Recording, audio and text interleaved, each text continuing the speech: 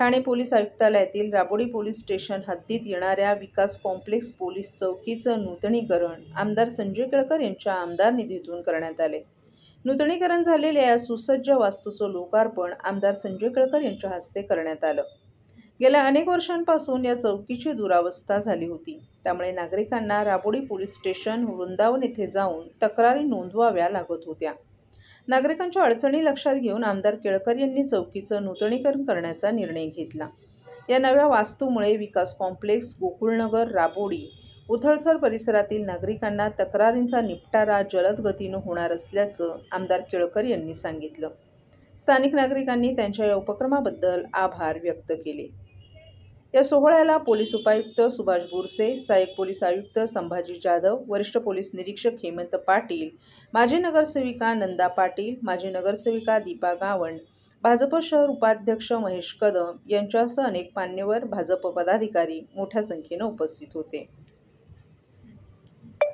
हा सर, काय सांगाल आज याचं उद्घाटन? आज देवीचा उत्सव चालू आहे आणि त्या उत्सवाच्या मुहूर्तावरच या ठिकाणी विकास चौकीचं, कारण विकास कॉम्प्लेक्स पण आहे, सुबेर कॅसल आहे, हे सगळ्या अनेक कॉम्प्लेक्स या ठिकाणी हजारो लोकांची वस्ती आहे आणि अतिशय जंक्शन भागामध्ये माझ्या आमदार निधीतून आज या चौकीचं उद्घाटन झालंय। मला अतिशय समाधान आहे, कारण की विकास होत असताना कायदा सुव्यवस्था आणि सामान्य नागरिक जो आहे त्याला सुरक्षित वाटण्याच्या दृष्टीने देखील काही ठिकाणी आता वाढत्या लोकसंख्येच्या दृष्टीने इथे चौकीची आवश्यकता होती, नागरिकांची मागणी होती आणि त्यामुळे आज ही चौकी आणि त्याचं आपण लोकार्पण केलेलं आहे। मला खात्री आहे की इथल्या सर्व रहिवाशांना याचा निश्चितपणे आधार मिळेल आणि या ठिकाणचे जे काही छोट्या मोठ्या काही गोष्टी असतील लॉ अँड ऑर्डरच्या दृष्टीने ते याच ठिकाणी